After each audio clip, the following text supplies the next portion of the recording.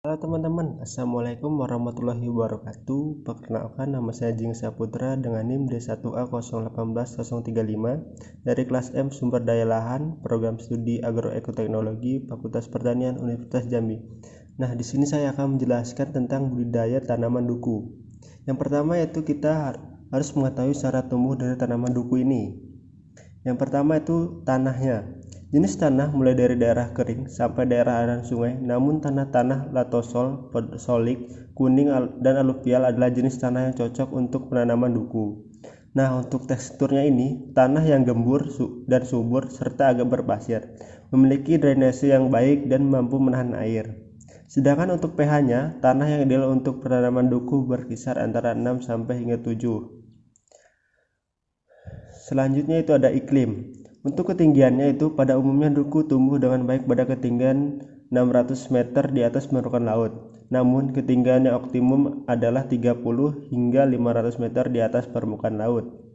Untuk curah hujannya sendiri, yang dihendaki tanaman duku untuk pertumbuhan yang normal adalah 1.500 hingga 2.500 mm per tahun dengan sebaran merata sepanjang tahun. Selanjutnya itu kultur teknik tanaman duku. Yang pertama yaitu perbanyak tanaman dengan biji. Perbanyakan duku yang dilakukan menggunakan biji akan menghasilkan tanaman yang lambat berbuah, yakni pada umur 10 sampai 15 tahun. Selain itu, biji duku bersifat rekalsitran, sehingga penyimpanan biji lebih dari 7 hari akan menyebabkan mundurnya daya kecambah dengan cepat. Selanjutnya yaitu perbanyak tanaman dengan cangkok. Perbanyakan secara vegetatif melalui percangkokan akan menghasilkan bibit dengan sifat-sifat yang sama seperti induknya dan mulai berbuah pada umur sekitar 2 tahun setelah tanam.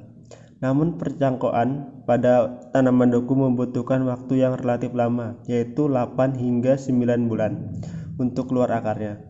Selain itu, laju kematian di lapangan pada bibit hasil cangkokan cukup tinggi dan pertumbuhannya tidak seberapa kuat.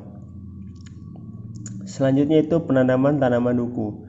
Tanaman duku tidak menghendaki adanya cahaya penuh, maka pada areal penanaman terlebih dahulu ditanam pohon pelindung seperti abisia, petai, jengkol, atau pohon buah-buahan lain yang bertajuk rimbun seperti durian dan manggis.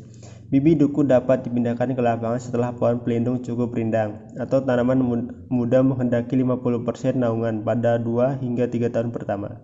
Penanaman duku dilakukan dengan jarak tanam 8 hingga 10 kali 8 hingga 10 meter dalam pola berselang-seling dengan tanaman pelindung.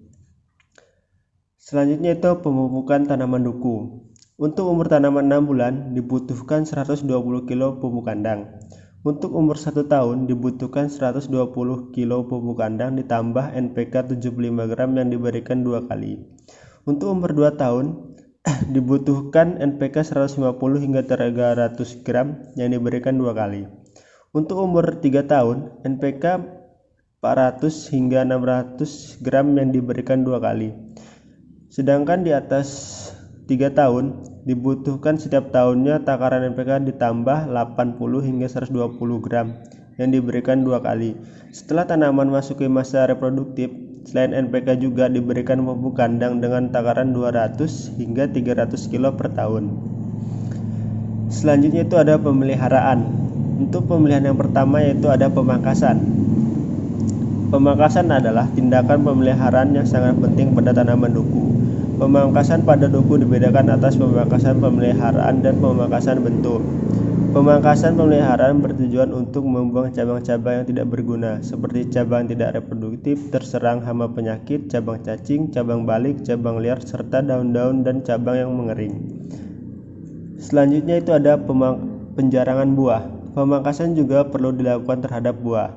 Tujuan dari penjarangan buah adalah untuk meningkatkan mutu buah, baik dari segi ukuran, penampilan, maupun rasanya.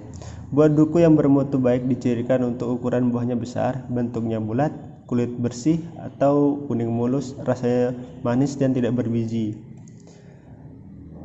Selanjutnya itu pemberosongan atau pembungkusan buah. Keuntungan dari pemberosongan ini adalah buah akan terlindung dari hama seperti kumbang, kutu buah maupun kalong.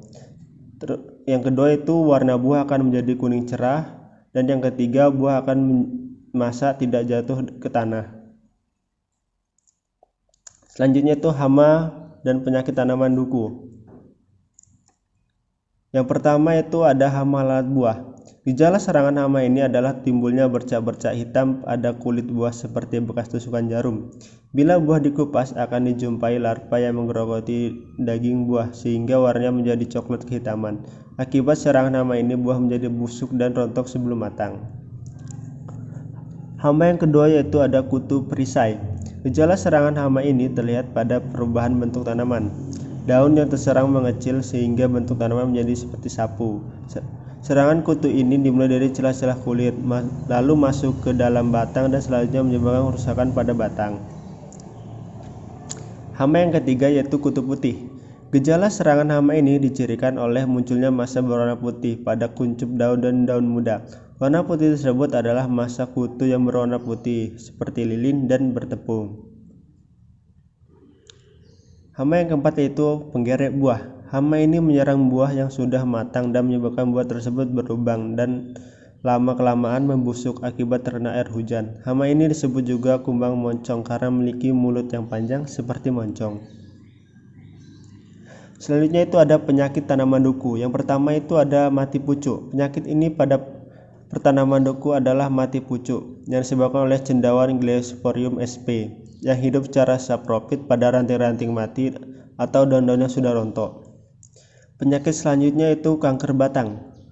Gejala serangan penyakit ini adalah kulit batang mengering dan mengelupas dari bagian bawah ke arah atas. Pada bagian kayu atau silam di bawah kulit yang mengelupas dijumpai massa spora cendawan berwarna putih dan hitam, disertai bercak-bercak hitam. Selanjutnya ada panen dan pasca panen tanaman duku. Buah duku siap dipanen bila ukurannya sudah mencapai maksimal, yang dicirikan oleh warnanya berubah dari hijau menjadi kuning bersih atau kecoklatan. Selain itu, di dalam brongsongan sudah ada buah yang rontok karena matang. Waktu panen baik adalah pada pagi hari, pada saat suhu udara belum tinggi. Cara panen yang dianjurkan adalah dengan memotong tandan buah secara hati-hati menggunakan gunting pangkas, lalu buah ditampung dalam keranjang bambu. Untuk pasca panennya ini, pertama adalah penyortiran. Ditunjukkan untuk memilih buah-buah yang bagus bentuknya atau tidak cacat, berwarna seragam, kuning atau kuning coklatan, dan bebas serangan hama penyakit. Setelah penyortiran dilakukan pengkelasan bertujuan untuk melompokan buah terutama sekali berdasarkan ukuran ke dalam kelas-kelas tertentu sehingga mempermudah pengemasannya. Terima kasih, mungkin hanya itu yang dapat saya sampaikan. Kurang lebihnya saya mohon maaf dan sampai jumpa.